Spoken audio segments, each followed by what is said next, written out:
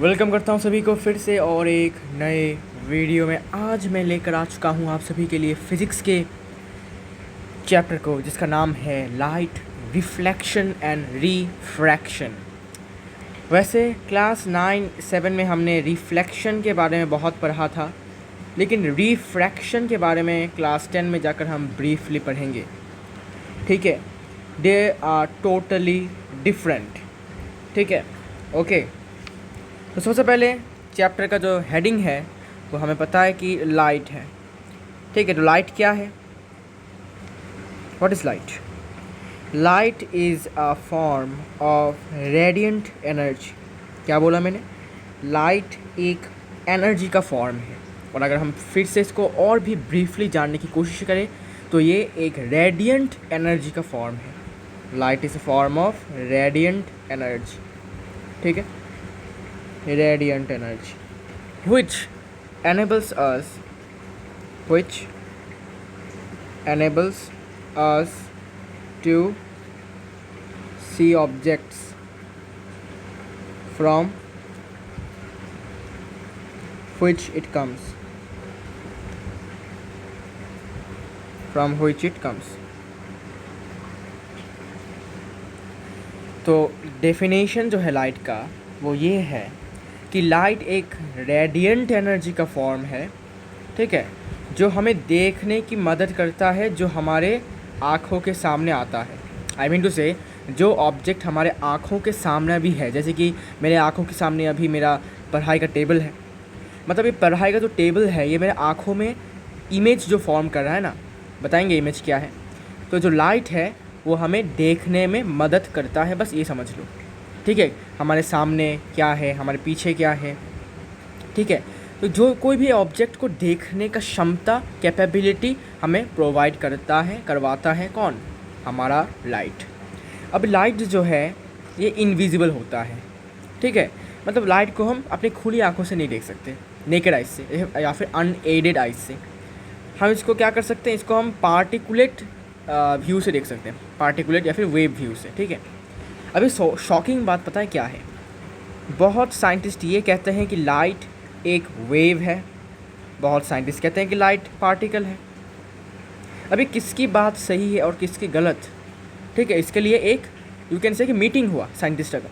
Scientist जो होते हैं ना, उनका मीटिंग हुआ, तो उन्होंने मीटिंग में ये बोला कि ना भाई तुम्हारा ना मेरा, लाइट को अगर तुम वेव की नज़र से देखना चाहते हो तब भी तुम सही हो, और अगर तुम लाइट को पार्टिकल के नेचर से देखना चाहते हो तब भी तुम सही हो। ठीक है, दोनों को हम सही मानेंगे, ना तुम्हारा ना मेरा, दोनों के बराबर है। ठीक है, तो ये कंक्लूजन पे जो साइंटिस्ट लोग थे वो इस वाले कंक्लूजन पर आके रुके कि दोनों का ही, अगर आप वेव मानते हो तो ठीक है, अगर आप पार्टिकल मानते हो तो ठीक है। ठीक है, ओके।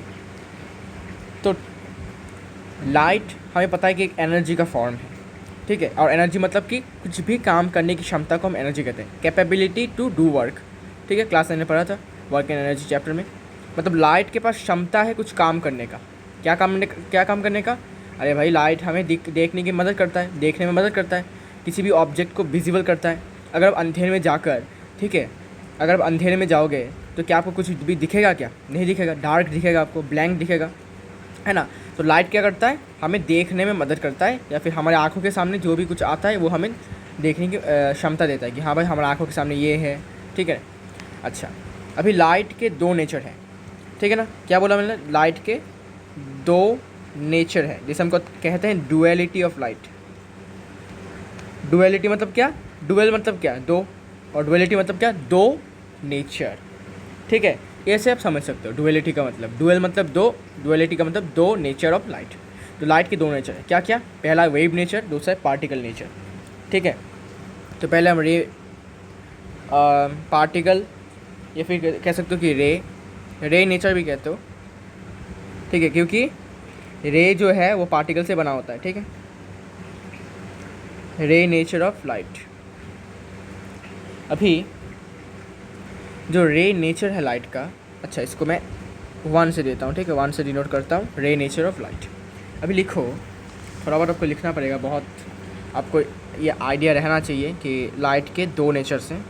तो light can be described in terms of, can be described in terms of, in terms of a stream of photons, photon particles, या फिर और फोटॉन्स।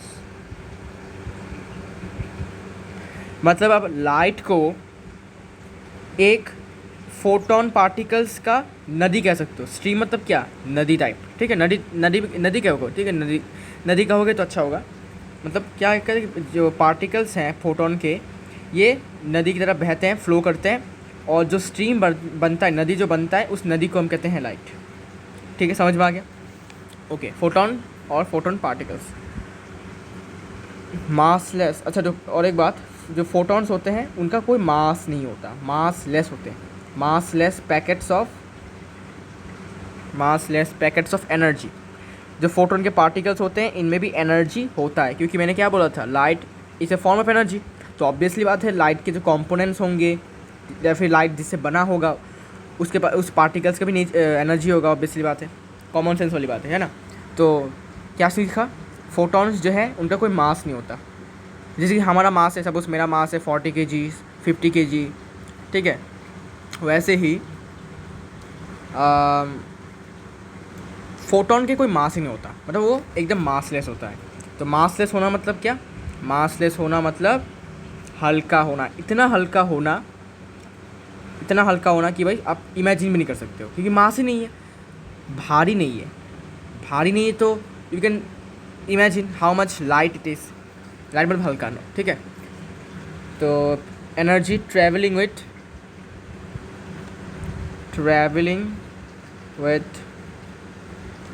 वेव लाइक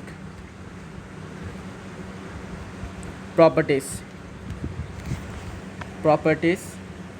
ओके, रुको, massless packets of energy, comma देकर लिखो, each travelling with wave-like properties at the speed of light, ठीक है। तो light को हम ऐसे भी देख सकते हैं, ऐसे नज़रों से, ऐसे पॉइंट ऑफ व्यू से देख सकते हैं कि ये फोटोन पार्टिकल्स का एक स्ट्रीम है, बहता हुआ एक नदी है, नदी जैसा है, ठीक है। और जो पार्टिकल्स होते हैं फोटॉन्स के, वो मासलेस होते हैं, उनका कोई मास नहीं होता, और इनमें एनर्जी होता है, packets of energy, each travelling. हर एक फोटोन पार्टिकल एक वेव लाइक प्रॉपर्टी से ट्रैवल करता है। वेव मतलब क्या, ऐसे प्रॉपर्टी कह सकते हो, ठीक है, या फिर ऐसे प्रॉपर्टी कह सकते हो। भाई देखो, वेव दो तरीके से हो सकते हैं, क्या, ट्रांसवर्स वेव और ट्रांसवर्स नहीं, मैकेनिकल वेव, इलेक्ट्रोमैग्नेटिक, या फिर नॉन मैकेनिकल, और है मैटर वेव, ठीक है। तो हमें पता है कि मैकेनिकल में क्या होता है, नॉन मैकेनिकल में क्या होता है, ठीक है। तो आपने ट्रांसवर्स वेव तो पढ़ा होगा, ट्रांसवर्स वेव, और क्या बोलते हैं उसको, और लॉन्गिट्यूडिनल वेव, ठीक है। तो ये तो साउंड के वेव्स थे, लेकिन लाइट का जो वेव है वो हमें पता है इलेक्ट्रोमैग्नेटिक वेव होता है लाइट, ठीक है। अच्छा भाई, अभी वेव की बात हम नहीं करेंगे यहाँ पर, बस समझ जाओ कि ये वेव की तरह, मतलब लहर की तरह ये फोटोन के पार्टिकल्स मूव करते हैं। क्योंकि देखो भाई, नदी में क्या होता है, नदी में थोड़ा बहुत लहर होता है, थोड़ा बहुत, ठीक है, थोड़ा। समुद्र में ज़्यादा होता है, लेकिन नदी में भी थोड़ा करंट्स होते हैं। करंट्स मतलब यू कैन से कि एक तरीके का फोर्स, ठीक है, ओके। अच्छा, तो ये इनका जो स्पीड होता है वो स्पीड ऑफ लाइट के बराबर से ट्रैवल करते हैं। और कैसे कर पाते हैं, बिकॉज उनका मास नहीं होता, तो इतने हल्के होते हैं कि बहुत जल्दी, बहुत तेज़ ये ट्रैवल कर पाते हैं। और हमें पता है कि speed of light in air और वैक्यूम इज़ 3 लाख किलोमीटर्स पर सेकेंड, ठीक है, बहुत ज़्यादा स्पीड है। एक सेकंड में 3 लाख किलोमीटर ट्रैवल कर पाते हैं, तो बहुत, यू कैन से कि बहुत ज़्यादा स्पीड में ट्रैवल कर पाते हैं। तो रे लेक्चर में हमने क्या देखा कि जो फोटोन, मतलब लाइट को हम ऐसे कह सकते हैं कि फोटोन्स का एक स्ट्रीम है, नदी टाइप है, और हर एक फोटोन का मास नहीं होता, किसी भी फोटोन का मास नहीं होता, इनमें एनर्जी होता है, और हर एक फोटोन पार्टिकल एक वेव की तरह, लहर की तरह ट्रैवल करता है, ठीक है। और इसका जो स्पीड होता है वो स्पीड ऑफ लाइट के बराबर होता है, मतलब स्पीड ऑफ लाइट के इस हिसाब से ट्रेवल करता है, ठीक है। अच्छा, अभी फोटोन के बारे में थोड़ा सा हम पढ़ लेते हैं यहाँ से। Photon, a photon is the smallest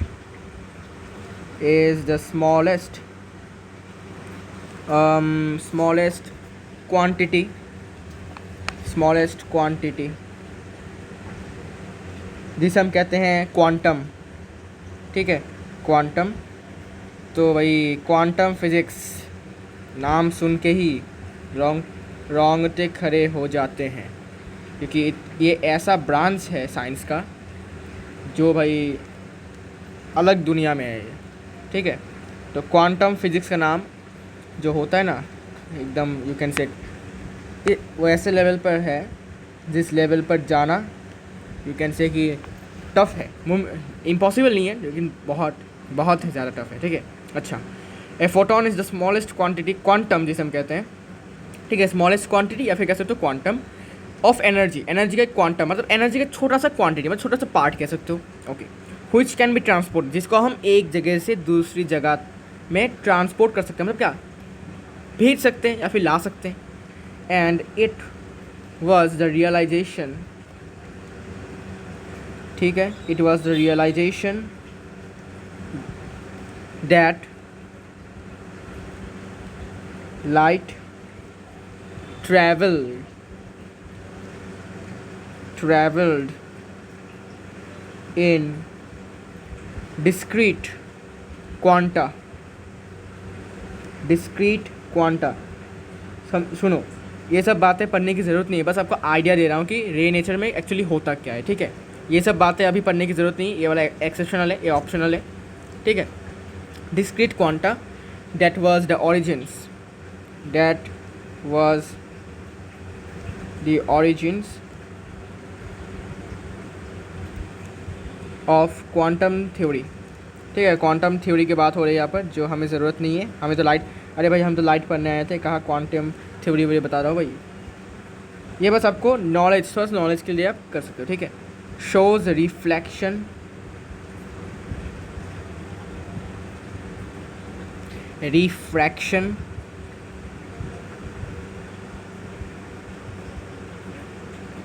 photo electric effect. अच्छा, और एक बात, अगर आपसे कोई पूछे कि भाई कौन सा वाला नेचर सबसे इम्पॉर्टेंट है लाइट का, तो मैं आपको बोलूँगा कि रे नेचर वाले पार्ट को थोड़ा अच्छे से आपको तवज्जो देना है, बिकॉज यही इम्पॉर्टेंट है, ठीक है। इसी के रिलेटेड हमारा चैप्टर है ये, ठीक है, क्योंकि हमारा जो चैप्टर है उसमें रिफ्रैक्शन है, और ये रे नेचर में ही कैटेगराइज्ड है, मतलब रे नेचर के अंदर ही होता है। देखो, रे नेचर के अंदर reflection, refraction, photo electric effect and Crompton effect, ये बाद में क्लास 11-12 में हो गया, ठीक है। तो हमारे पास पढ़ने के लिए क्या है, रिफ्लेक्शन और रिफ्रैक्शन, ये दोनों हमारे पास अभी पढ़ना पड़ेगा हमें। तो रे नेचर को आपको ज़्यादा इंपॉर्टेंस देना है, बिकॉज इसमें ही हमारा चैप्टर बेस्ड है, ठीक है। और बाकी का वेव नेचर हम बड़े होकर अगर और भी स्टैंडर्ड हमारा 11-12 में आपको पढ़ना पड़ेगा, अभी के लिए नहीं। अभी के लिए मेनली इंपॉर्टेंट है ये रे नेचर, ठीक है। तो इम्पॉर्टेंट है रे नेचर, वेव नेचर उतना इंपॉर्टेंट अभी नहीं है इस स्टैंडर्ड के लिए, क्लास 10 के लिए, ठीक है। तो भाई फिर से बता देता हूँ, ये कुछ आपको ये ऑप्शनल है, मैं इसको समझा भी नहीं रहा, ठीक है, इसको मैं आपको समझा भी नहीं रहा, ठीक है। ये बस छोटा सा ये ऑप्शनल पार्ट है कि फोटोन एक्चुअली क्या है, ठीक है, कहाँ से आया है ये, ठीक है। तो रे नेचर में ही हमें पढ़ना पड़ेगा रिफ्रैक्शन, ठीक है, ओके। तो ये सब बातें आपको दिमाग में डालनी नहीं है, बिकॉज ये बस थोड़ा नॉलेज के लिए, ठीक है। आप चाहो तो पढ़ सकते हो स्क्रीनशॉट लेकर। मैं रिकमेंड करूँगा कि भाई ज़रूरत क्या है, क्योंकि भाई अभी आपको 10 में फोकस करना है, तो बाकी 11-12 की बातें भाई बाद में हो जाएंगी, ठीक है ना। अभी हम बात करेंगे वेव नेचर ऑफ लाइट, ठीक है। मतलब वेव नेचर जो है ना, एक साइंटिस्ट ने प्रूफ किया था वेव नेचर, और आइंस्टाइन ने प्रूफ किया था पार्टिकल नेचर, ठीक है। पता नहीं भाई किसने प्रूफ किया था वेव नेचर, भूल गया मैं भाई, इतना जनरल नॉलेज इतना अच्छा नहीं है मेरा। वैसे जनरल नॉलेज नहीं है, साइंस नॉलेज है, लेकिन फिर भी मैं इसको अभी अपने दिमाग में मैंने रखा था, लेकिन भूल गया अभी। किसी का नाम याद करके ना भूल जाना ही बेटर है, क्योंकि बाद में फिर से गूगल कर लूँगा, है ना। Okay, so light refers to electromagnetic radiation that can be detected can be detected that can be detected by the human eye, that can be detected by the human eye। अभी human आई का मतलब ये नहीं कि खुले आंखों से, ठीक है ना, खुले आंखों से नहीं, मतलब अरे भाई माइक्रोस्कोप वाइक्रोस्कोप है, उससे कर देखेंगे, है ना। वेव नेचर भाई कैसे देंगे, हम पागल हो क्या, वेव थोड़ी दिखता है हमें। द एंटायर, आप जो मैं बात कर रहा हूँ, क्या आपको वेव दिख रहा है, क्या आपको मेरा लॉन्गिट्यूडनल वेव दिख रहा है, क्या नहीं दिख रहा ना, तो कैसे भाई पागल हो गया। ह्यूमन आई मतलब नेकेड आई नहीं, ठीक है, माइक्रोस्कोपिक के अंदर जो आई होता है, ठीक है ना, मतलब माइक्रोस्कोप से देखने वाला हमारा ह्यूमन आई, ठीक है। इसको आप दिल पे मत लो, मतलब भाई इसमें बोल दिया भाई ह्यूमन आई से देख सकता हूँ, लेकिन हम क्यों नहीं देख पा रहा हूँ, क्या मैं कलर ब्लाइंड हूँ मैं, नहीं, ऐसा नहीं है, ठीक है। The entire spectrum is extremely broad. देखो भाई ये सब पढ़ने की ज़रूरत नहीं है, फिर भी मैं बता रहा हूँ, बिकॉज थोड़ा सा नॉलेज रखना चाहिए, ठीक है ना। Ranging from low energy radio waves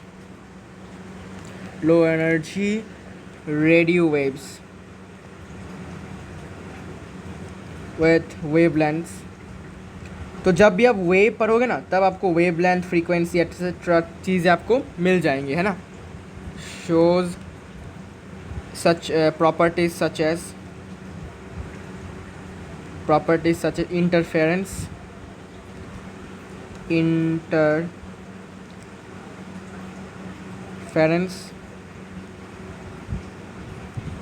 diffraction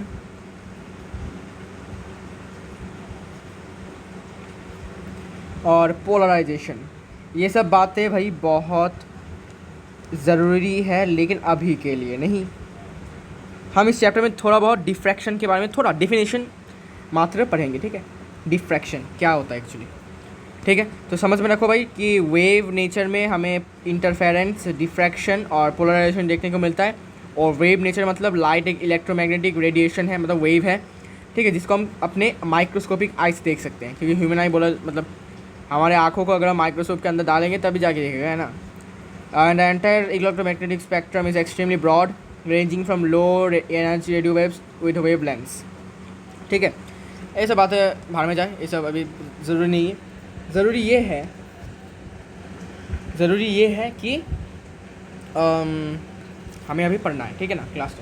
अभी देखो लाइट का और एक नेचर भी है, हमने तो बोला आपको रे नेचर है, मैंने आपको पार्टिकल नेचर भी बोला था, मैंने पहले रे नेचर लिख दिया यहाँ पर, ये इम्पॉर्टेंट तो रे नेचर है अभी के लिए।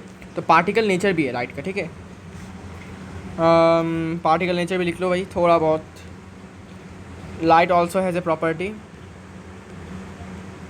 Light also has the property of A particle. तो लाइट एक रे भी है, एक पार्टिकल भी है, एक वेव भी है, ठीक है भाई। बाप रे बाप, एक ही इंसान 3 रोल प्ले कर रहा है, ऐसा आप सबको सोचना है ना। मल्टी पर्सनैलिटी, यहाँ पर डिसऑर्डर नहीं बोलूँगा, ऑर्डर बोलूँगा, ठीक है भाई। थोड़ा जोक्स करना पड़ता है बिकॉज ये चैप्टर बहुत इंपॉर्टेंट है, तो थोड़ा बहुत जोक्स के साथ साथ आपका माइंड रिफ्रेश रहेगा। The intensity of the light varies depends on the number of particles.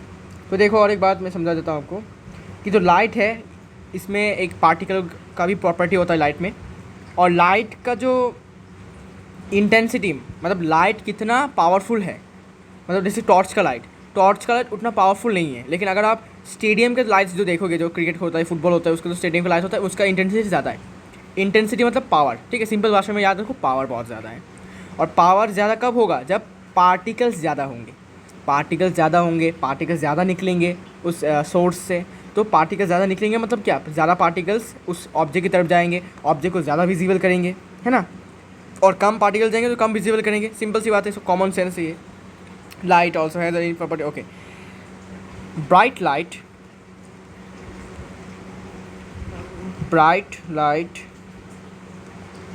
Has many particles. जैसे मैंने बोला कि ज़्यादा ब्राइट लाइट हुआ तो ज़्यादा पार्टिकल्स होंगे, ठीक है, और कम ब्राइट हुआ तो कम particles. While dark light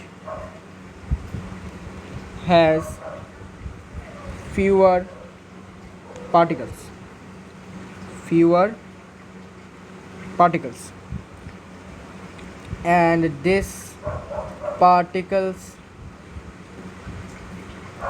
of light। अच्छा, और एक बात, रे नेचर और पार्टिकल नेचर सेम है, ठीक है, बस ये मैंने थोड़ा सा अलग से लिखा है क्योंकि मेरी मर्जी हुआ है, ठीक है ना। This particles of light are called photons, ठीक है, फोटॉन्स, नाम याद रखो, प्रोटॉन नहीं, ठीक है, ऐसा नहीं भाई प्रोटॉन लिख दिया एग्जाम में जाकर, ऐसे लिख दिया प्रोटॉन, कहा गया ऐसे लिख दिया भाई प्रोटॉन। अरे भाई प्रोटॉन तो एटॉम का एक एटॉम का एक सब एटॉमिक पार्ट है, प्रोटॉन P प्लस, ये है फोटॉन, ठीक है, ये P है, PH है, PR नहीं, ठीक है, फोटॉन। ओके, तो भाई पहले से ही क्या लिख दिया मैंने, ऐसा सोच रहे होगे आप, ये बस थोड़ा सा एक्स्ट्रा नॉलेज है, मतलब लाइट का क्या प्रॉपर्टीज़ है, लाइट क्या क्या प्रॉपर्टीज़ है, इसका नेचर क्या क्या है, ये मैंने आपको समझाया थोड़ा सा, ठीक है। अभी हम मेन बात करेंगे, चलिए मेन बात करते हैं। तो स्पीड ऑफ, अच्छा और एक बात, हमें पता है कि लाइट का वाइट कलर, वाइट लाइट, हमें पता है कि वाइट लाइट जो है ना उसके 7 पार्ट्स होते हैं, क्या क्या, विबज्योर, विबज्योर, विबज्योर होता है, ठीक है, वायलेट, ये वायलेट है, आई गेस सबको दिख रहा होगा वायलेट, ये वायलेट नहीं है वैसे भी, वायलेट, इसके बाद है वायलेट, विबज्योर। आई से क्या कलर था, भूल गया मैं, अरे पागल, भूल कैसे गया मैं, आई से क्या कलर था, आई गेस विबज्योर, वायलेट, अच्छा देखता हूँ, रुको, इंडिगो, हाँ हाँ sorry indigo, I guess indigo का कलर ये है ना, इंडिगो का कलर, हाँ इंडिगो। फिर ब्लू, बाप रे ब्लू कैसा कर, अच्छा ब्लू ना, अच्छा भाई ब्लू को भी ये मान लो भाई क्योंकि मेरे पास और कलर नहीं है, ब्लू ये। इंडिगो को मैं काम करता हूँ, पर्पल को ना ये कर देता हूँ, ये कर देता हूँ वायलेट, ये पर्पल है आई नो, और इसको मैं कर लेता हूँ, इंडिगो को कर लेता हूँ मैं ये वाला कलर, ठीक है। और ग्रीन तो मेरे पास है, और येलो भी है,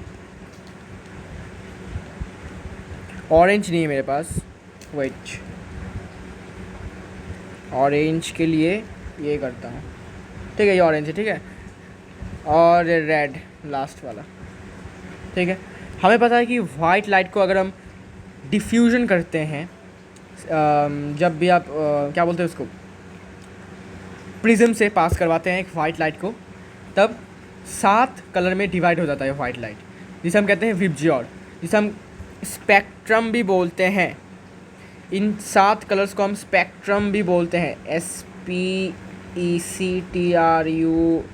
स्पेक्ट्रम भी बोलते हैं इसको हम, 7 कलर्स को, ठीक है।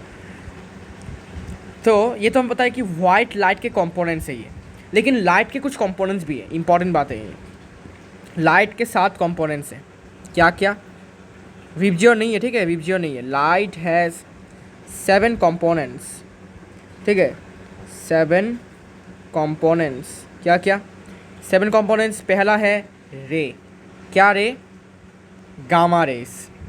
अरे भाई ये कब से हो गया, ये क्या हो गया, हम तो पढ़ा था विबज्योर होता है, ये कहाँ से आ गया रे। अरे भाई आपने वाइट लाइट के बारे में पढ़ा था, वाइट लाइट को तोड़ेंगे मतलब डिस्पर्स करेंगे, डिफ्यूज़ होगा, डिस्पर्शन, सॉरी डिफ्यूज़ के लिए बोला मैं, डिफ्यूज़ के लिए बोला, सॉरी मैं डिफ्यूजन की बात नहीं कर रहा हूँ, डिस्पर्शन की बात मैं मीन करना चाहता था, डिस्पर्शन, लेकिन मेरे मुंह से डिफ्यूजन निकला, सॉरी। डिस्पर्स करेंगे तो 7 कलर्स में डिवाइड होगा, लेकिन मैं बात कर रहा हूँ कि लाइट में क्या क्या रेस होते हैं, ठीक है, लाइट भी तो रे है ना, लाइट तो रे ही है ना अभी के लिए, तो लाइट जो रे है ये कुछ और 7 रे से बने होता है, मतलब मिक्सचर होता है लाइट, ठीक है। फिर होता है विजिबल लाइट, ठीक है, लाइट के 7 कंपोनेंट्स होते हैं, विजिबल लाइट। फिर माइक्रोवेव, माइक्रोवेव भी एक रे है, ठीक है, माइक्रोवेव, अच्छा सॉरी ये तो वेव है, माइक्रोवेव के, सॉरी वेव नहीं, सॉरी माइक्रोवेव जो होता है ना, हम जो माइक्रोवेव यूज़ करते हैं उसमें एक रे निकलती है, ठीक है, उसके अंदर से, मशीन के अंदर से, वो चीज़ों को गर्म कर देता है, कुक कर देता है, माइक्रोवेव रेस, इसके बाद रेडियो वेव रेस। अच्छा, रेस लिखने की ज़रूरत नहीं है, सिर्फ रेडियो वेव लिखो, ठीक है। माइक्रोवेव, रेडियो वेव, फिर UV rays, ultraviolet rays जिसे हम कहते हैं, अल्ट्रा वायोलेट रेस जिसे हम कहते हैं यूवी रेस। फिर 6th नंबर पर है इंफ्रारेड रेस, ठीक है। और last but not the least X rays. जब एक्सरे करते हैं ना, एक्सरे हमारे बॉडी का एक्सरे करते हैं, उसमें एक्स रेज होते हैं उस मशीन में, ठीक है, जिससे कि हम आर पार देख सकते हैं अपने बॉडी का, बोन्स दिखते हैं हमें, अगर बोन्स में कुछ क्रैक वैक हुआ तो, है ना, एक्सरे। तो इस लाइट में याद रखो, लाइट के 7 कंपोनेंट्स है। लाइट में गामा रे होता है, विजिबल लाइट होता है, microwave, radio wave, UV rays, infrared rays और एक्स रेज, ठीक है। 7 कंपोनेंट्स होते हैं लाइट के। अच्छा भाई, अभी लाइट तो बहुत पढ़ लिया, अभी लाइट का स्पीड क्या होता है ये भी लिख लो। स्पीड ऑफ लाइट, ठीक है। पहला दिन है आज, मतलब पहला वीडियो है आज, तो आज का वीडियो थोड़ा सा टाइम ज़रूर जाएगा, मतलब कुछ बातें हम समझेंगे, बेसिक से बातें समझेंगे। अच्छा, स्पीड ऑफ लाइट जिसे हम सी से डिनोट करते हैं वो होता है 3 लाख किलोमीटर्स पर सेकेंड, या फिर आप कह सकते हो 3 × 10⁸ मीटर पर सेकेंड, ठीक है। कोई सा भी चलेगा, लेकिन ये इन एयर और वैक्यूम, ठीक है, इनमें सिर्फ मतलब इन दोनों मीडियम्स में ही सिर्फ स्पीड इतना होगा। मीडियम चेंज तो स्पीड भी चेंज हो जाएगा लाइट का, ठीक है। तो इन एयर और वैक्यूम में ऐसा रहेगा। तो स्पीड ऑफ लाइट, ये और एक बात लिख लो यहाँ पर, speed of light is different in different mediums, ठीक है। डिफरेंट मीडियम में, डिफरेंट माध्यम में डिफरेंट स्पीड होता है, किसका, लाइट का, ठीक है। सिर्फ एयर और वैक्यूम में ही 3 लाख किलोमीटर्स पर सेकेंड, ठीक है भाई। अच्छा भाई, समझ में तो आ गया है।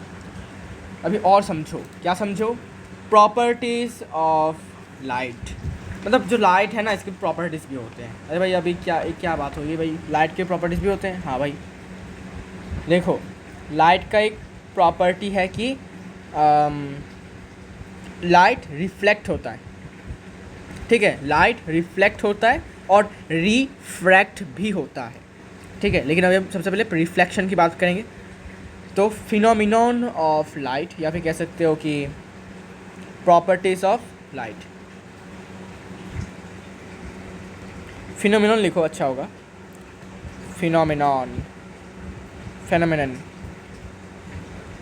Phenomenon, phenomenon, phenomenon of light. 2 phenomenon होते हैं लाइट के इस चैप्टर के लिए, वो है रिफ्लेक्शन और रिफ्रैक्शन, ठीक है। तो पहले हम रिफ्लेक्शन को कंप्लीट कर लेंगे। रिफ्लेक्शन के पार्ट को हम ख़त्म करेंगे, पहले बहुत बड़ा पार्ट है ये, इसको ख़त्म करेंगे, फिर जाके रिफ्रैक्शन की बात करेंगे, और फिर हमारा चैप्टर धीरे धीरे ख़त्म हो जाएगा, है ना। तो आज तो पहला वीडियो है, और भी वीडियोस आएंगे। तो देखो, phenomenon of light, reflection.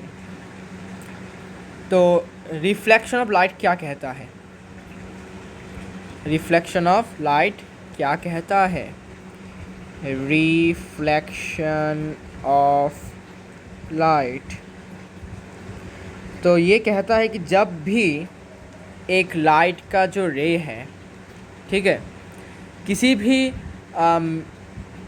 Hard नहीं, किसी भी सरफेस पर टकराता है, किसी भी सरफेस से टकराता है, तो वो बाउंस बैक हो जाता है, इसे हम कहते हैं रिफ्लेक्शन। तो लिखो, the phenomenon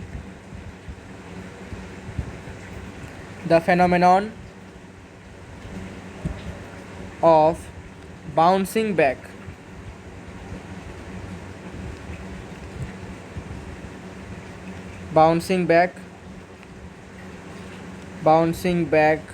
of light in the same medium, इसका मतलब क्या है समझाऊंगा। इन the same medium, same medium after striking a surface, a surface is called reflection। ठीक है, रिफ्लेक्शन। अभी रिफ्लेक्शन किसी भी सरफेस पे हो सकता है, कम थोड़ा बहुत हर एक सरफेस पे होता है, लेकिन सबसे ज़्यादा रिफ्लेक्शन किस पे होता है, हाईली पॉलिश्ड सरफेस पे या फिर शाइनी सरफेस पे। तो ये बात भी लिख के रख दो, इम्पॉर्टेंट बातें हैं ये। The objects having polished and shining surfaces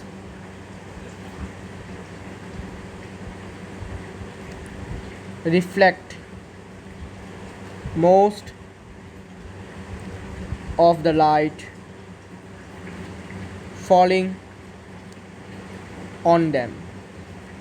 मतलब सिंपल भाषा में बोलूँ तो जो भी हाईली पॉलिश्ड, ठीक है, हैविंग हाईली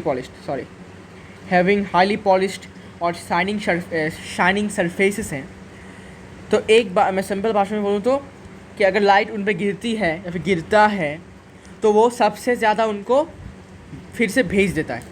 ठीक है, मतलब सपोज़ एक लाइट आया, इस तरफ से देखो, एग्जांपल के तौर पे देख सकते हो कि मान लेते हैं ये एक सरफेस है, ये रिफ्लेक्टिंग सरफेस है, इसलिए ये ऐसा है, ऐसे को डिनोट करना पड़ता है, इस डायग्राम ऐसा बनाना पड़ता है। मान लेते हैं रे आया ऐसे, ठीक है, ऐसे एक रे आया, आने के बाद ये मीडियम जो है ये एयर का मीडियम है, ठीक है, और ये जो मीडियम है इसे हम कहते हैं सॉलिड मीडियम। मान लेते हैं कि सॉलिड मीडियम है, ठीक है, कुछ सरफेस है, वॉल है, मिरर है, वाटर है, ठीक है, अच्छा मिरर मान लो, क्योंकि सॉलिड बोला तो मिरर मान लो, मिरर या फिर हाईली पॉलिश्ड मेटल। तो यहाँ पर हमने क्या किया कि एक रे को हमने इस जगह से मतलब एक रे आया और इस जगह से टकरा गया इस ग्लास से, या फिर ग्लास से लेकर, ठीक है, ग्लास टकराने के बाद ग्लास क्या करेगा पता है, ग्लास मैक्सिमम इसको भेज देगा फिर से, ठीक है, मैक्सिमम रे को ये भेज देगा और कुछ बहुत छोटा बहुत मिनिमम इसको एब्जॉर्ब करेगा लाइट को। तो एब्जॉर्ब क्या है, एब्जॉर्ब किया सपोज 1% और रिफ्लेक्ट कर दिया 99%, ठीक है, तो 1% सिर्फ एब्जॉर्ब किया और बाकी का 99% इसको रिफ्लेक्ट कर दिया, ठीक है। और अगर ग्लास की जगह अगर कुछ ऐसा सपोज पेपर, तो पेपर क्या करेगा, पेपर उतना अच्छा रिफ्लेक्ट नहीं करेगा, पेपर का सरफेस प्लेन नहीं होता, पेपर का सरफेस ऐसा होता है, तो लाइट ऐसे गिरेगा तो ऐसे चला जाएगा, ठीक है, ऐसे चला जाएगा। लेकिन मेन बात पता है क्या है, मेन बात ये है कि जो मतलब रिफ्लेक्शन होगा उसमें लाइट एब्जॉर्ब होगा 99% और रिफ्लेक्ट होगा 1%, बस ये डिफरेंस है अगर हाईली पॉलिश्ड सरफेस नहीं होता है तो, ठीक है। अच्छा, थोड़ा बहुत नॉलेज आपका आ गया होगा क्योंकि पहले से क्लास 7-9 में पढ़ चुके हो ऐसा, रिफ्लेक्शन ऑफ लाइट। अच्छा, अभी रिफ्लेक्शन 2 तरीके के होते हैं, ठीक है, रिफ्लेक्शन 2 तरीके के होते हैं। अच्छा, और एक बात मैं आपको यहाँ पर ऐड करना चाहूँगा कि लाइट का एक प्रॉपर्टी भी है, पता है क्या है, लाइट स्ट्रेट लाइन में ट्रैवल करता है हमेशा, light travels in a straight line, light always travels in a straight line. Light जो है वो हमेशा एक स्ट्रेट लाइन में ट्रैवल करता है, और इस प्रॉपर्टी को, लाइट के इस प्रॉपर्टी को हम कहते हैं rectilinear propagation of light, rectilinear propagation of light, समझे। मतलब लाइट जो है वो हमेशा सीधा चलता है, एकदम सीधा, मतलब बेंट नहीं होता, एकदम सीधा, ठीक है। और इसी प्रॉपर्टी को हम कहते हैं rectilinear propagation of light. Rectilinear मतलब क्या, सीधा, स्ट्रेट, ठीक है, लीनियर का मतलब सीधा होता है, तो रेक्टिलिनियर का मतलब भी सीधा ही होता है, एकदम सीधा, ठीक है, टर्न नहीं होता। ठीक है, ओके। इसे हम कहते हैं रेक्टिलिनियर प्रोपगेशन ऑफ लाइट। ठीक है, कुछ इंपॉर्टेंट बात है ये, मुझे अचानक से याद आया तो मैं आपको बता दिया। अच्छा, तो मैं रिफ्लेक्शन के बारे में बात कर रहा था। रिफ्लेक्शन दो तरीके के होते हैं। क्या क्या? अरे भाई पढ़ेंगे भाई, आराम से पढ़ेंगे, चिंता वाली बात नहीं है, आराम से पढ़ोगे। रिफ्लेक्शन दो तरीके के होते हैं। अरे भाई बहुत बार पढ़ चुका हूँ मैं क्लास 9 में। एक है रेगुलर, दूसरा है डिफ्यूज्ड। एक है रेगुलर रिफ्लेक्शन और दूसरा है डिफ्यूज्ड। और डिफ्यूज या फिर नॉन रेगुलर भी कह सकते हो, अनरेगुलर या फिर डिफ्यूज़ कहो। ठीक है, डिफ्यूज़ अच्छा है। इरेगुलर, अनरेगुलर नहीं, सॉरी इरेगुलर, पता नहीं मेरा ग्रामर का क्या हो गया। ठीक है, इरेगुलर या फिर डिफ्यूज रिफ्लेक्शन, दोनों में डिफरेंस क्या है? अरे भाई डिफरेंस ये है कि रेगुलर में सरफेस स्मूथ होता है, इसलिए क्या होता है कि वो फिर से रिफ्लेक्ट बैक हो जाता है एकदम पैरेलली। समझाऊंगा भाई, बेसिक की बातें समझाऊंगा। देखो, रेगुलर का डेफिनेशन लिख लो। when a beam of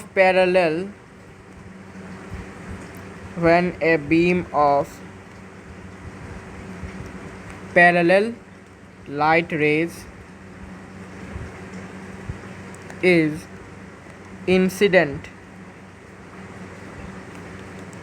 on a smooth smooth and plane भी होना पड़ेगा। ठीक है, मतलब एकदम फ्लैट प्लेन मिरर नहीं, सरफेस द रिफ्लेक्टेड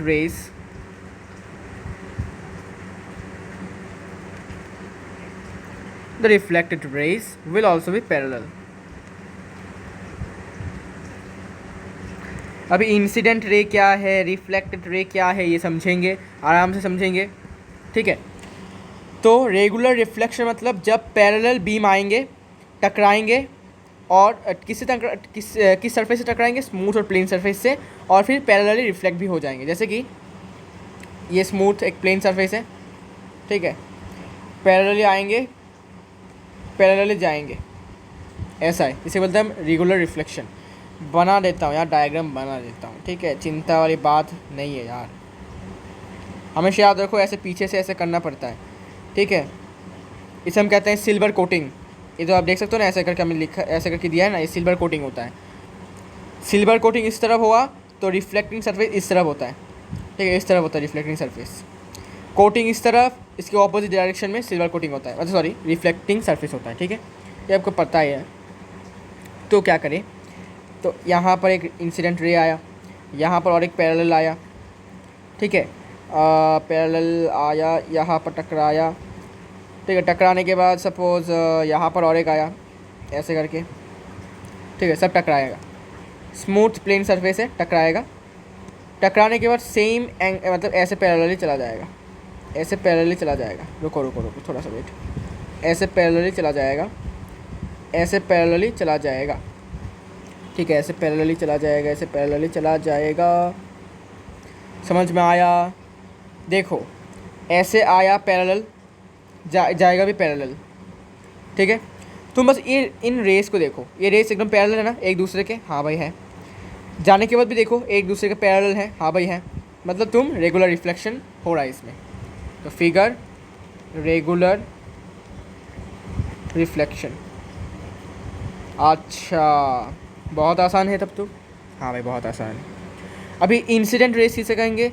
अरे भाई बचपन से पढ़ते आ रहे हैं, इंसिडेंट रे इन्हें कहेंगे, इन्हें जो आ रहे हैं इसे हम कहते हैं इंसिडेंट रेस। डेफिनेशन भी पढ़ा दूंगा भाई, चिंता वाली बात नहीं है। और जो बाउंस बैक होकर चले जा रहे हैं उनको हम कहेंगे रिफ्लेक्टेड रेस। ठीक है, ओके। अच्छा भाई, ये तो समझ में आ गया। अभी भाई इरेगुलर और डिफ्यूज क्या क्या मतलब है? अरे समझाऊंगा, देखो। तो व्हेन, अच्छा कॉपी कर लेता हूँ भाई, ठीक है, बार बार लिखने की ज़रूरत नहीं है, सेम ही है, थोड़ा बहुत चेंज होगा इसमें बस।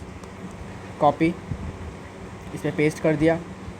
तो when a beam of parallel light rays is incident on A rough surface होगा। ठीक है, इसमें स्मूथ की जगह हो जाएगा रफ सरफेस, बस यही डिफरेंस है। रफ सरफेस है, और क्योंकि रफ है तो पैरेलल नहीं जा पाएगा। Rough surface, the reflected rays will not will scatter होगा, will scatter in different directions, will scatter in different directions. ठीक है, मतलब रेस तो पैरेलल आए हैं, मतलब उन्होंने अपना ड्यूटी निभाया है, लेकिन सरफेस के वजह से, ऐसे सरफेस की वजह से वो अब जाएंगे ऐसे, कुछ ऐसे जाएंगे। ठीक है, कुछ ऐसे जाएंगे। ठीक है भाई, ऐसे चले जाएंगे। अच्छा भाई, चलो इसका डायग्राम भी देख लेंगे आराम से, कोई दिक्कत वाली बात नहीं है।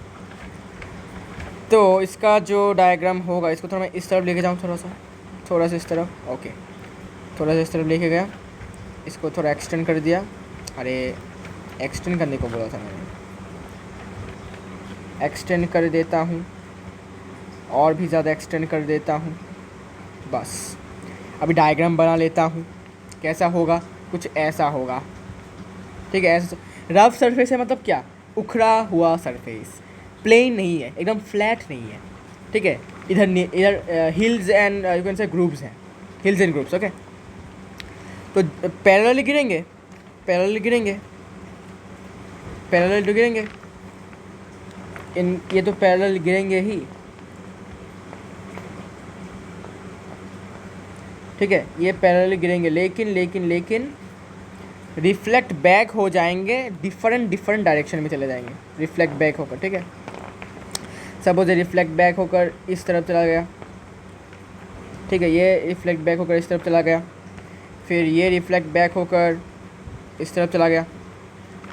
ठीक है, और ये रिफ्लेक्ट बैक होकर इस तरफ चला गया। ठीक है भाई, इस तरफ चला गया। तो मुझे बताओ, क्या ये दोनों, ये रिफ्लेक्टेड रेस क्या आपको पैरेलल दिख रही हैं क्या? तो आप बोलोगे भाई पैरेलल तो नहीं दिख रहा, मतलब कि ये इरेगुलर या फिर डिफ्यूज़ रिफ्लेक्शन है। तो इन्हें हम कहेंगे इंसिडेंट के रेस, इंसिडेंट के रेज, और इन्हें हम कहेंगे रिफ्लेक्टेड के रेस। ठीक है ना, रिफ्लेक्टेड रेस। और फिगर लिख लो भाई, इरेगुलर। अच्छा थोड़ा वेट,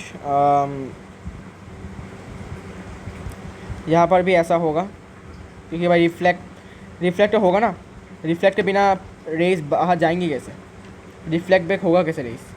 अगर ये रिफ्लेक्टिंग सरफेस नहीं हुआ तो ये क्या रिफ्लेक्ट होंगे क्या, रेस क्या रिफ्लेक्ट बैक होंगे क्या? नहीं होंगे। तो ऑब्वियसली बात है, रिफ्लेक्शन तो होने वाला है, लेकिन सरफेस रफ है, सरफेस इधर उधर मतलब हिल्स एंड ग्रुप्स है, इसलिए पैरेलल नहीं होगा। बल्कि यहाँ पर ऐसा नहीं कि भाई रफ हुआ तो शाइनी नहीं होगा, शाइनी है लेकिन रफ है, प्लेन नहीं है। ठीक है, स्मूथ है, नहीं स्मूथ नहीं कहूँगा, प्लेन है, सॉरी प्लेन नहीं, शाइनी है लेकिन स्मूथ नहीं है, रफ है। ठीक है, बस यही डिफरेंट है, शाइनी है। ठीक है, शाइनी नहीं होगा, ऐसा नहीं ऐसा मत सोचना कि, ऐसा मिसअंडरस्टैंडिंग मत रखना मेरे दिमाग में कि डिफ्यूज़ में शाइनी नहीं होता और रफ होता है, ऐसा नहीं है। शाइनी होता है लेकिन मेन प्रॉब्लम होता है कि रफ होता है ना, इसलिए पैरेलल ही नहीं जा पाता है, रिफ्लेक्शन नहीं होता पैरेलल, इससे इरेगुलर रिफ्लेक्शन या फिर डिफ्यूज़ रिफ्लेक्शन भी कह सकते हो। ठीक है, समझ में आ गया भाई? अच्छा भाई, बहुत मज़ा आया। अच्छा, अभी हम पढ़ेंगे लॉज ऑफ रिफ्लेक्शन, लेकिन उससे पहले इंसिडेंट रे और रिफ्लेक्टेड रे के बारे में पढ़ेंगे। चलिए पढ़ते हैं। The incident ray, incident ray I guess definition ज़रूरी है क्या? आई गेस ज़रूरी नहीं है।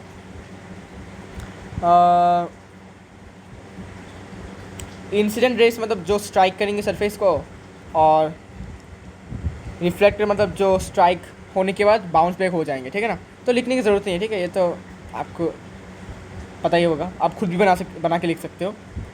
तो अभी हम पढ़ेंगे laws of reflection. Laws of reflection,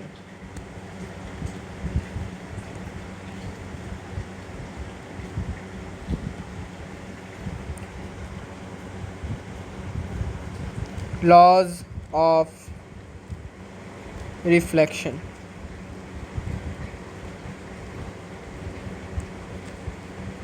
laws of reflection बचपन से पढ़ते आ रहे हैं, क्लास 7-9 से पढ़ते आ रहे हैं। दो ही लॉज ऑफ रिफ्लेक्शन होते हैं, क्या क्या? पहला पहला पहला द एंगल ऑफ इंसिडेंस, रुको ये नहीं, ये लिख देता हूँ पहले। The incident ray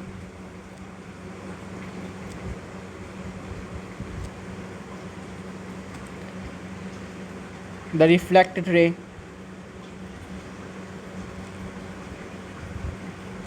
and the normal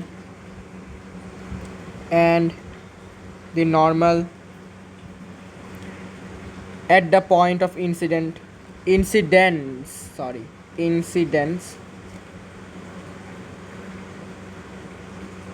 all lie in the same plane। Same plane का मतलब क्या होगा समझा दूंगा, समझने वाली बातें हैं, दिक्कत वाली बातें नहीं होगी, चिंता वाली बातें नहीं होगी। देखो क्या समझाता हूँ, देखो देखो देखो क्या वो चीज़ है, देखो। तो एक डायग्राम बनाता हूँ, समझ में आ जाएगा। ये लो भाई, सिल्वर कोटिंग मिरर है, ठीक है, प्लेन मिरर है।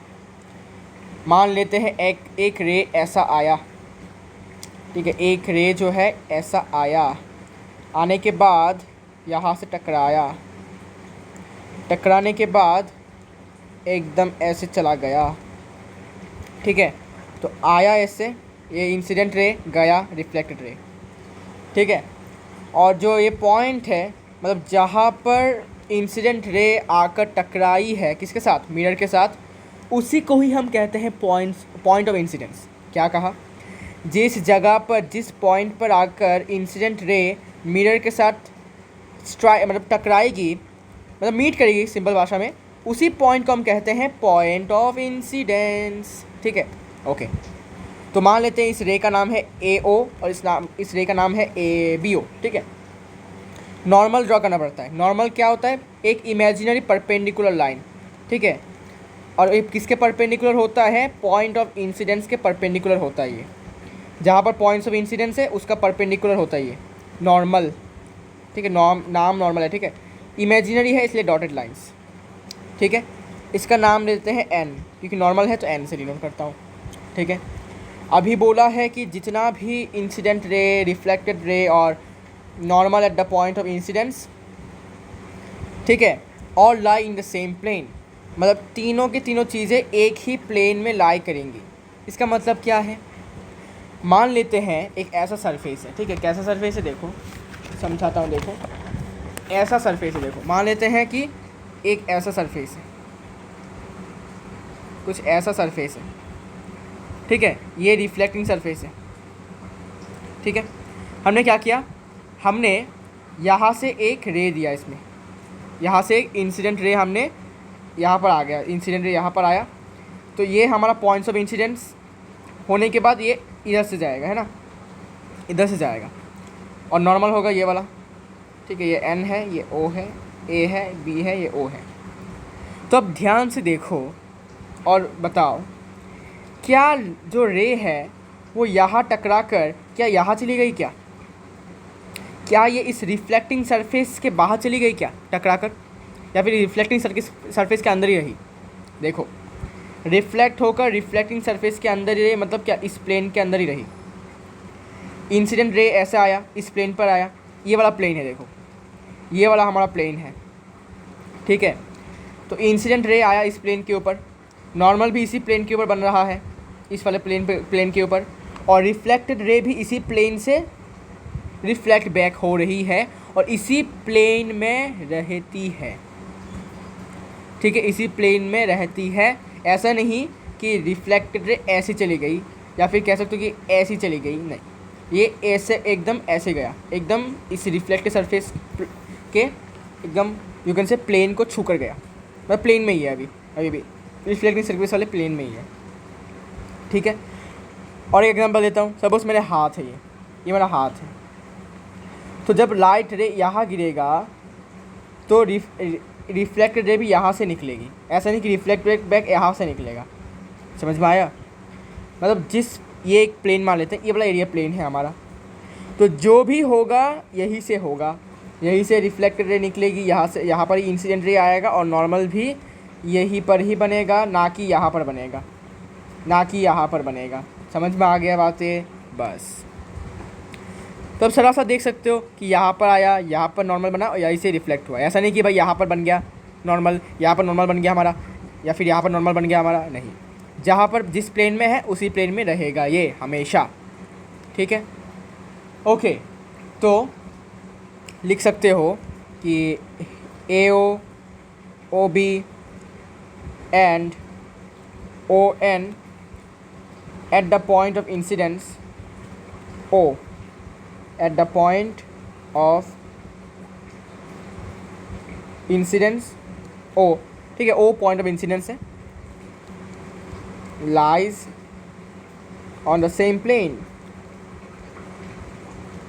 lies on the same plane, ठीक है। इस वाले डायग्राम से देख सकते हो आप। तो ओ क्या है? पॉइंट ऑफ इंसिडेंस है। पॉइंट ऑफ इंसिडेंट मतलब जिस पॉइंट पर इंसिडेंट रे आकर मिरर या फिर किसी भी स्मूथ सरफेस से टकराई है, ठीक है।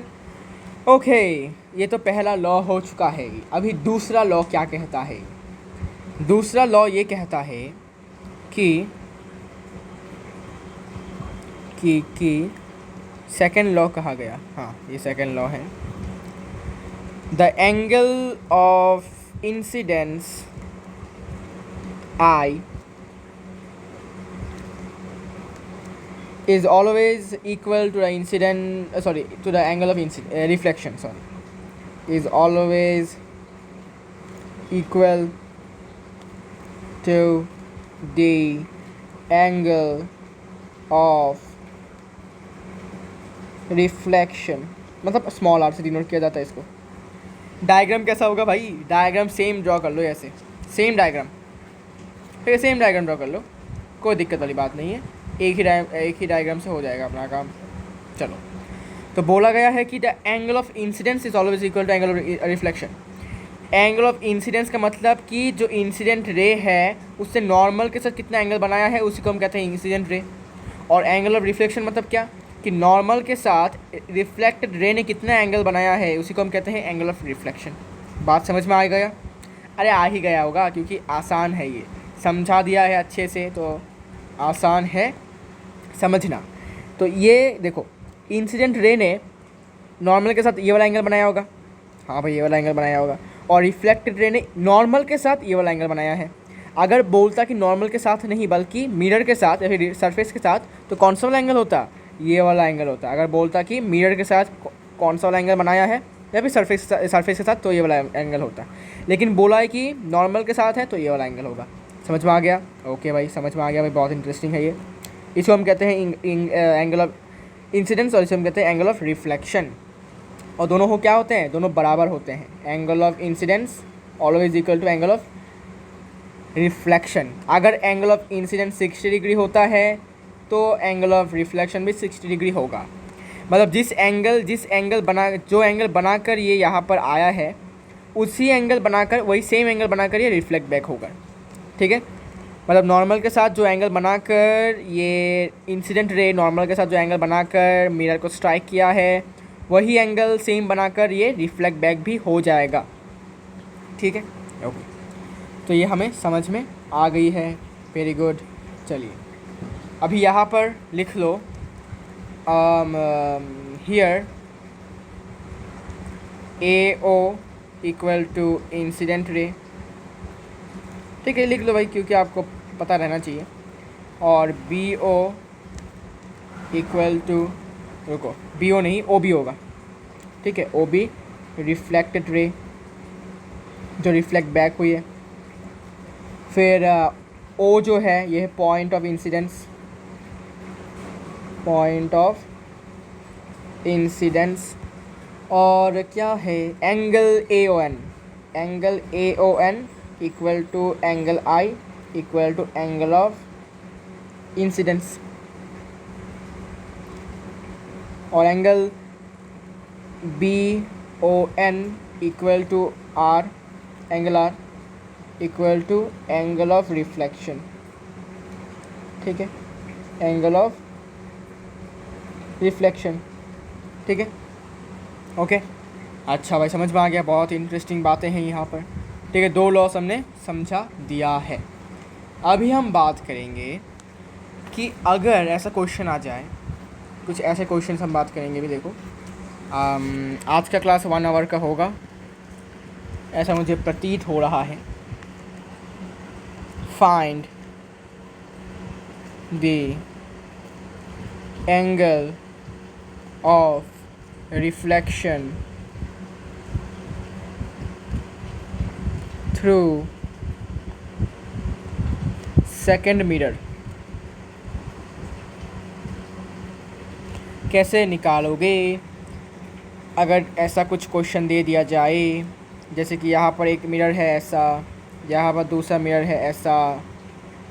ठीक है, यहाँ पर 2 मिरर्स हैं, प्लेन मिरर है। ठीक है, प्लेन मिरर है इसलिए फ्लैट है। ये लो भाई। तो क्या हुआ कि यहाँ से एक रे आया, इंसिडेंट होकर यहाँ पर आया, आने के बाद यहाँ से टकरा कर रिफ्लेक्ट होकर यहाँ पर गया, जाने के बाद यहाँ से फिर से रिफ्लेक्ट बैक होकर यहाँ चला गया। ठीक है, तो आया इंसिडेंट ये है, फिर रिफ्लेक्ट हुआ यहाँ पर, फिर यहाँ से फिर से रिफ्लेक्ट बैक। मतलब इस वाले मिरर के रेस्पेक्ट पर ये इंसिडेंट है, ये रिफ्लेक्टेड है, रिफ्लेक्टेड रे है। किस वाले मिरर के रेस्पेक्ट पर? इस वाले मिरर के रेस्पेक्ट पर। लेकिन अगर इस वाले मिरर के रेस्पेक्ट पर बात करेंगे तो ये वाला बन जाता है इंसिडेंट रे और ये वाला बन जाता है रिफ्लेक्टेड रे। समझ में आ गया? ओके, समझ में आ गया होगा आपको। अभी मुझे बताओ कि अगर नॉर्मल यहाँ पर ड्रॉ करना पड़ेगा मुझे। अभी नॉर्मल, थोड़ा वेट करो यहाँ पर। तो ये हो गया ऐसा। तो ये एंगल 60 डिग्री है, बाकी का आपको ये वाला एंगल निकालना है। Angle of reflection through second mirror, मतलब सेकंड मिरर का एंगल ऑफ रिफ्लेक्शन कितना होगा ये निकालना है। कैसे निकालोगे दिखाता हूँ। अभी मुझे पता है कि सेकंड लॉ क्या कहता है, angle of reflection equal to angle of angle of incident equal angle of reflection. मतलब ये भी 60 तो ये भी 60 होगा। तो ये भी हो गया हमारा 60, ये भी हो गया हमारा 60 डिग्री। ओके, यहाँ पर एक नॉर्मल बना लेते हैं। ठीक है, आराम से नॉर्मल बना लेते हैं। यहाँ पर एक नॉर्मल हम बना लेते हैं।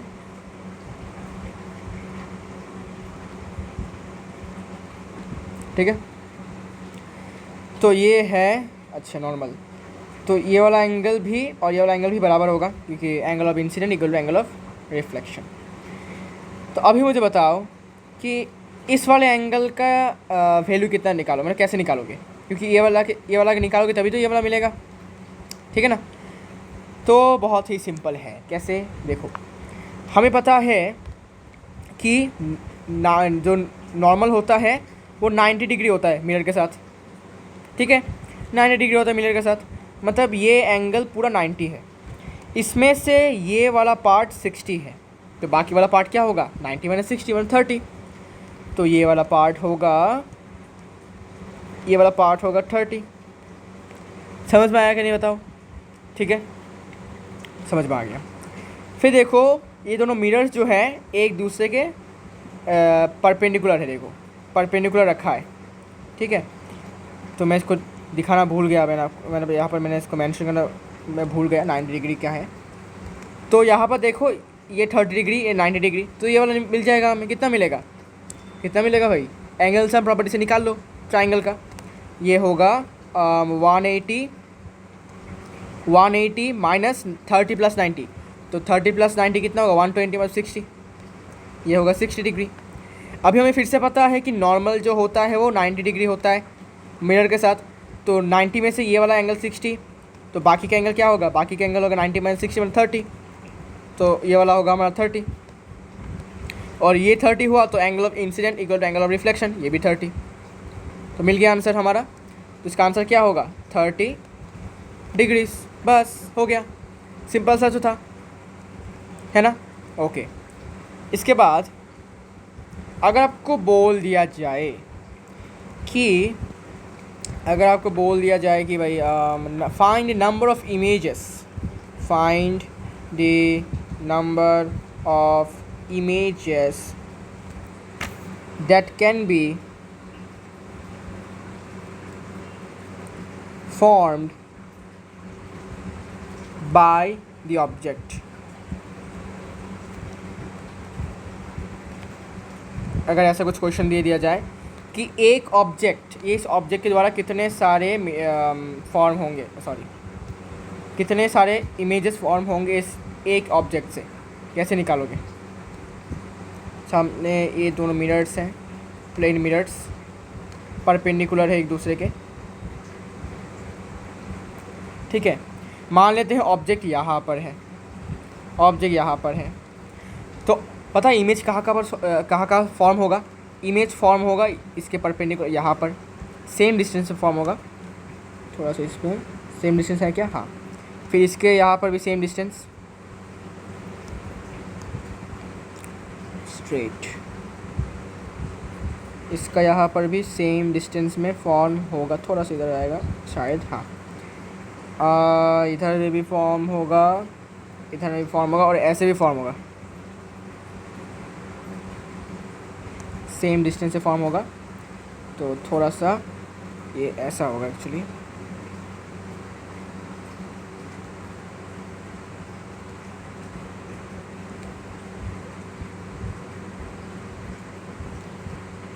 सेम डिस्टेंस होने से इधर होगा थोड़ा सा ना, इधर होगा। तो ये इमेजिनरी लाइन से, ठीक है, मतलब ऑब्जेक्ट हमेशा, क्योंकि देखो प्लेन मिरर है, ठीक है, तो प्लेन मिरर होने से क्या होगा? प्लेन मिरर होने से ऑब्जेक्ट मिरर के पीछे फॉर्म होगा, मिरर के पीछे फॉर्म होगा। याद रखो भाई, याद रखो, याद रखो भाई, याद रखो, समझे? मिरर के पीछे फॉर्म होगा क्योंकि प्लेन मिरर है, प्लेन मिरर में ऑब्जेक्ट हमेशा मिरर के पीछे ही फॉर्म होता है, ठीक है। तो यहाँ पर ऑब्जेक्ट जो इमेज जो फॉर्म होगा, कहाँ पर होगा? यहाँ पर एक इमेज फॉर्म होगा, यहाँ पर एक इमेज फॉर्म होगा, सॉरी इमेज 1, इमेज 2, और ये यहाँ पर एक इमेज फॉर्म होगा, इमेज 3, ठीक है। लेकिन ये तो भाई कुछ ऐसे निकालना पड़ेगा हमें भाई, I1 I2 मतलब 3 इमेज फॉर्म होंगे टोटल इस ऑब्जेक्ट के, एक ऑब्जेक्ट के 3 इमेज फॉर्म होंगे। लेकिन भाई ये एग्ज़ाम में भाई इतना निकालने का कुछ फार्मूला है क्या? ज़रूर है, ठीक है, ज़रूर है। क्या फार्मूला है? फार्मूला ये है n इक्वल टू, n मतलब number of images, equal to 360 degrees divided by theta minus 1।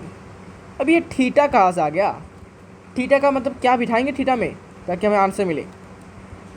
हमेशा देखो कि मिरर्स के बीच में एंगल कितना है, 90 डिग्री, तो थीटा की जगह पर 90 डिग्री बिठा दो, तो equal to 360 degree divided by 90 degrees minus 1।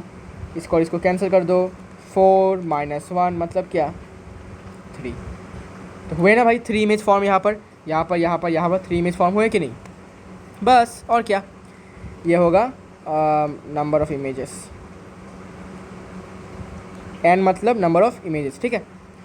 तो फार्मूला क्या है? अरे फार्मूला हमारा बेटा ये है n equal to 360 degrees divided by theta minus 1, ठीक है। बस ये फार्मूला है, इसका यूज़ करके हम कुछ भी कर सकते हैं, मतलब नंबर ऑफ़ इमेजेस निकाल सकते हैं, कितने इमेजेस फॉर्म होंगे एक ऑब्जेक्ट से, ठीक है। अच्छा भाई, तो फिर एक काम करो, कितने, अच्छा बताओ भाई इसका कितने होंगे, बताओ। फाइंड नंबर ऑफ इमेजेस,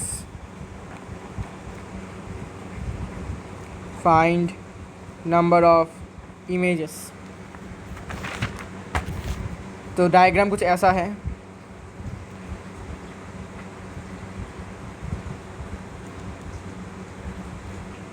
ये 2 मिरर्स हैं, प्लेन मिरर्स है, ठीक है।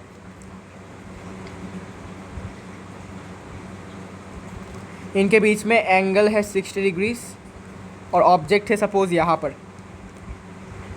तो बताओ इस ऑब्जेक्ट के कितने इमेजेस फॉर्म होंगे?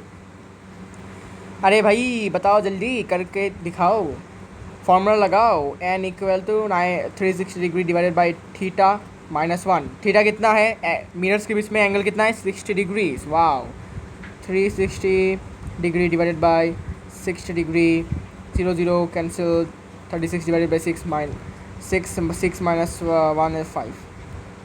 तो कितने इमेज फॉर्म होंगे इस ऑब्जेक्ट के, 5 इमेज फॉर्म होंगे इस ऑब्जेक्ट के। ठीक है भाई, समझ में आ गया? ओके, तो आज के लिए इतना ही, मिलते हैं नेक्स्ट वीडियो में। नेक्स्ट वीडियो में हम बात करेंगे image formation by plane mirror. ठीक है, ओके, तो मिलते हैं नेक्स्ट वीडियो में, तब तक के लिए गुड बाय।